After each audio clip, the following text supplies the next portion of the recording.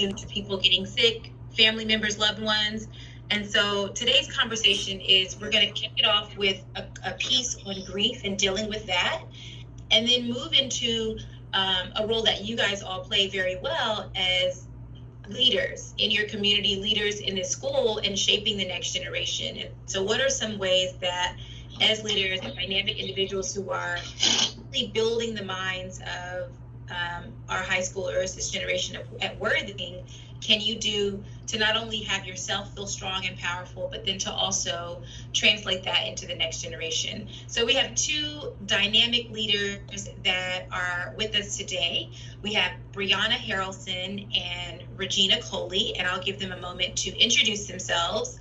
Brianna, if you are there, your video is off, so I'm not sure if you're able to bring it back.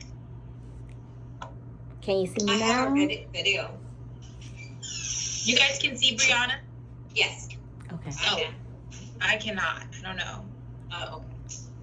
I see someone Regina, shaking their Brianna's head. in white. Y'all can see Brianna in white? Yes. No. No, I can't either. No, I lost her. She was there. Yeah, I think Brianna, you might have, like, if you close your video and it comes back, you may need to go out and come back in. But let's go ahead, Regina. Can you kick off with your intro, and then maybe Brianna can get back in before that time.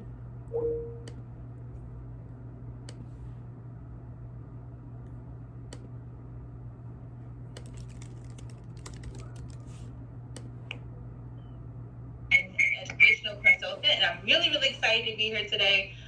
All of my experiences have been in urban education at the elementary school age, but I also manage a youth development program. So I've gone and partnered in schools and middle school and high school with helping young people to develop their futures, talk about college and career readiness. So when we talk about things that affect schools and affect communities, it's very near and dear to my heart. I'm a mom of 6, so sometimes things that affect me personally, when I see them happening in the world, I always bring it back down to how does this affect me personally? What can I teach my kids? So I'm really honored to be here today to participate in this conversation so that we can all kind of grow and move forward, because I think that's all going to make us better people. So I'm really excited to be here today. Awesome. And then let's see, I think Brianna might still be. I'm here. Can you see me?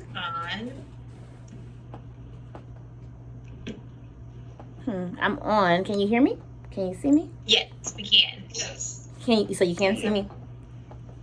We can see you too. Okay, awesome. So I am Brianna Harrelson. I'm originally from Gary, Indiana. I went to Howard University where I majored in business and I minored in dance. And currently I'm a wife. I have an 18-month-old son. I'm a dance studio owner and author. And really my heart is just for young people to really see that they have purpose, that they have value, that they don't have to take their environment or their circumstances for that's the plateau of where they'll be their whole life. Just coming from, Gary, Indiana, people just say you won't amount to anything or you won't be anything. So just taking that and using that as fuel to go out and do like your purpose, what God has called you to do. So I'm just excited to share. I'll be sharing about grief. But it's even though things are challenging, it's still a great time to be alive because you can always impact change into the lives of youth. So I'm excited to share with you guys, and thank you for the opportunity. Awesome, thank you. So with that, Brianna, let's kick it off with you sharing your story of grief and how you overcame that loss. Yeah, definitely. So imagine this, everyone, that one person in your life who is there for everything, every dance recital, every track meet, every cross-country meet. They keep you in church. They're there for everything. They've been with you when you didn't know how you would pay for Howard University. They stood in faith with you, and then they saw that you graduated debt-free. That was my mom. My mom had me at 33 years old. I'm the youngest of 3. Born and raised in Maryville, right outside of Gary. She never attended college herself, but she made sure that we had everything that we needed. And she always was the one encouraging me, always the one pushing me, always telling me, you know, it doesn't matter where you come from, it doesn't matter what you look like, nobody's better than you. Like, she just instilled that confidence in all of us from a very young age. So she knew, you know, at age 7, I always said I wanted to be a dancer, a choreographer. So she enrolled me in those dance classes. She always just looked out for me. So even when I majored in business, she was the one who told me, girl, don't major in dance because you're going to get old one day. You're going to be tired. You need to major in business and you need to minor in dance. So that's what I did at Howard. And she was just there. She was like the mom who everybody loved, even in our neighborhood, because she was a stay-at-home mom until she worked in the school system later on. They loved Miss Ursary. She would give people, she had, you know, the minivan that had the button that you press and the door slides open and all the kids get in. That was my mom, picking up everyone from practices and just there. And then she worked in the school system, so people listened to her. Like, she worked in student services in our school system, so all of the kids who had issues, or even just some of the racial disparities that she saw being in that position, she looked out for her own. So like the kids who had the detentions in their Friday schools, but she knew that they were coming from broken homes, she just always had that word of encouragement for them. So in December of 2018, my mom was diagnosed with cancer. And to me, I'm like, oh my gosh, like, you know, my mom's a superwoman. I will never think that she would be diagnosed with cancer, let alone pass, right? So she ended up passing away in December of 2019. But from the time she ended up having a stroke in September, I was on my way to building my dream of my dance studio, right? So she ended up having a stroke in September. And actually, like 2 weeks before she had that stroke, I had closed on the building for my dance studio. So now it's like I'm pursuing my dream. I'm doing what I know that I'm supposed to be doing. And I can't even verbally talk to the person who I communicate with sometimes 4 times a day. Because, you know, when you're newly married and you got a baby, the person who understands you the most is your mom. They're going to tell you, girl, you know, this is how I cook, or this is what I did with you. So that communication was actually like stripped. Because I went from talking to her every day to her being in rehab and me having to literally help clean her up, having to understand or try to figure out how she's communicating and everything. So fast forward, I'm like, okay, how do I manage this? Because they're breaking ground on my studio. And I'm physically not there as I was before. So when she was in rehab, I was there every day, sometimes 8 to 12 hours a day. But now the studio has opened in October, and it's like I can't physically be there and manage both things. So and I wasn't grieving, because it's like, okay, she's getting better, we're going to work through it. But then her health declined, right? So it's like, what can I do? You almost feel guilty. Like, am I putting this dream above the very person who sacrificed all of her dreams to make sure that I could fulfill mine? So fast forward to December 2019, she passes away. And it's like, oh my gosh, it's like shock.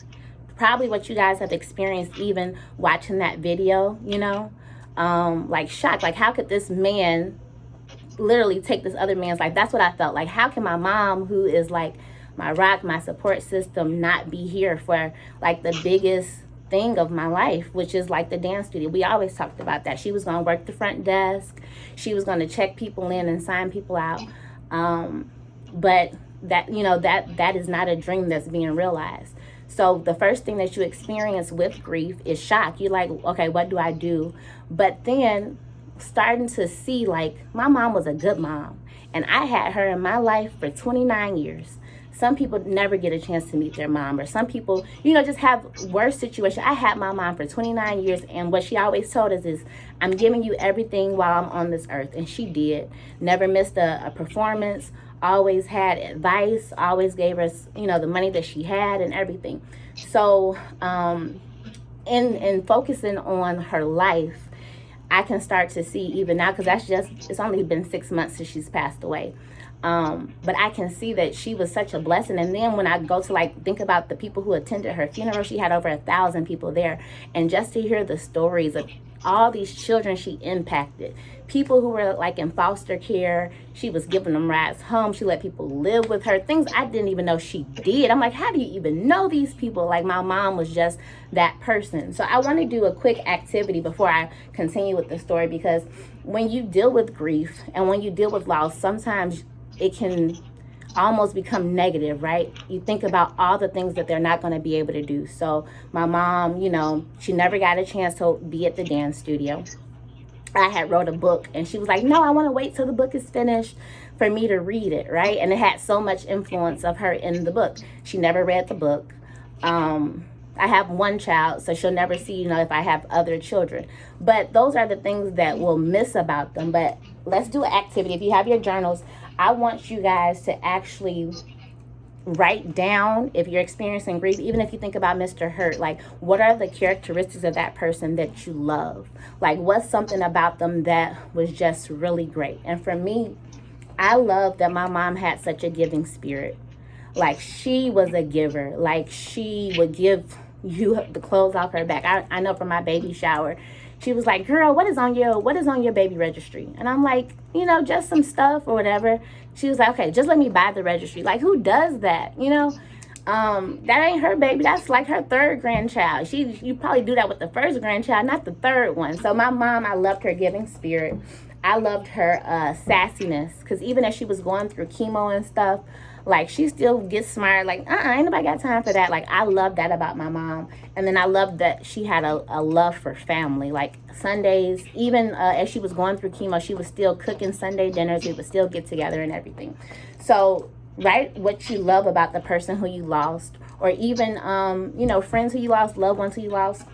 And then the second part of that, I want you to write what you feel like you'll miss about them, like not being a part of. So for me, I just turned 30, and she wasn't able to be at my 30th birthday party, which was supposed to be a book release party. But I didn't even have that anyway, because COVID canceled all those plans. So she would have missed, that, the birth of, children, and seeing my sister has yet to have her children with her husband. So just seeing the family growth. So those are the things that I feel like she'll miss, right? Or I'll miss her being a part of, because right now she could care less. She's partying in heaven, right? But the third part of that activity, I want you to say, how can their legacy live on through me, or through my, what can I do to make sure that this part of them lives on? So for me, I'm planning on starting a nonprofit with areas that she was very keen on. So she loved mentoring youth, scholarships to college because she didn't complete college, and just giving back to the community. So that's one area that I definitely know, like, my mom can live on through. So I want to, and then as well, I see like so much of her in me, as far as just her business acumen, her love for people, and her love for children. So I want someone to share, whoever wants to come off mute and share, if they have anyone who they have lost, and if they want to share, like, what did you love about them? What do you feel like they'll miss? Because by writing it down, that's acknowledging it. Like, it's a hurt that comes with it. Yes, I cried. Yes, I was in pain. That's my mom. Like, that was my best friend. But when you acknowledge it, then you can actually grow from it and pursue purpose and use it, and not let it just weigh you down, where it puts you in a downward spiral of depression, and just not living the life that you're called to live. And then how will their legacy live on through you? Go ahead, Nadia. No, that's good. So you're saying, so let's give them a couple of moments to write down, what do you love about that person? What will you miss them not being a part of in the future? Mm-hmm. And then how will you continue to grow their legacy now that they're gone? Are those the three? Yep, those are the three. Mm-hmm.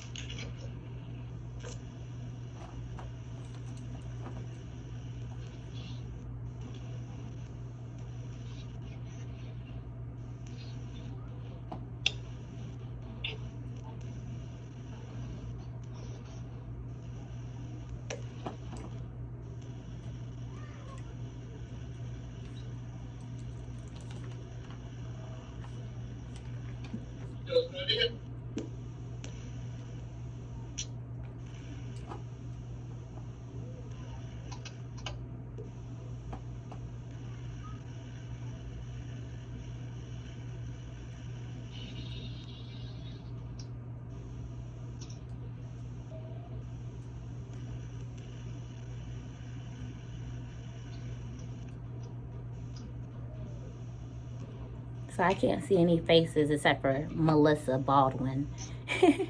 Is anybody else? You need some more time?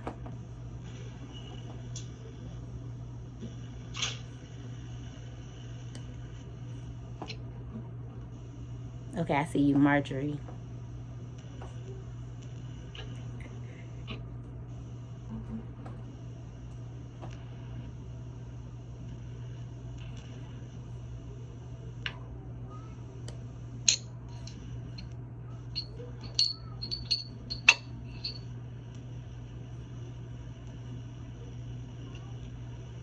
All right. Is anybody brave of, and it's going to be worth your while if you want to share, so don't feel like you're sharing for no reason. And I think when we share, it lets you know that you're not the only one experiencing this. It's so good to know, and that's what has really helped me throughout this season, is talking to my brother and sister and even my father. Like, our relationship has grown so much because when you're going through grief, it's like, don't just hold it in. You need to share, to know that you're not alone, and that some of the stuff you're thinking is not like crazy, because when you think you're alone, you'll be like, oh no, this is crazy. But no, it's good to share. I would like to share. Yes, can you tell me who you are? My name is Jennifer Watson. Okay. So this year is going to be the 20th year of my mom passing, so it's a very important year for me. But one thing that I missed about my mother was she really taught me to be resilient. She never was any of my children. But it's amazing just how God works. My first son was born on my mother's birthday, and I celebrate that every year. And it really holds me, and I feel like God knew what I needed and what my kids needed to remember her. So not just that, my second son, same thing, has my mother's birthday. And I just feel like, that had kept my mother in my memory. It's been 20 years. And for those that are grieving, it gets easier, but it gets hard. And, I just appreciate the message from, that you're giving everyone rather than having to miss the hurt. But thank you. That's all I have to say. Yes, Jennifer Watson. So thank you for sharing. That's amazing. I feel like that's so amazing. 2 sons on your mom's birthday. That's like just love, to really be able to appreciate her and share her legacy through your family. So that's amazing. Thank you. Hi, I want to share. Okay. Tell me your name. My name is Ivy Perkins. Okay. And so May 12th, one of my ex-students, which was part of my first class when I started teaching, she was the president of the female group that I was over, Ladies of Distinction. Mm-hmm. And all I had to do was be there. She was a great leader. And she graduated, became a teacher. She was in the education field. And one thing about her, she always smiled. But when I first met her, it was something about her that just sparked in me. Her mother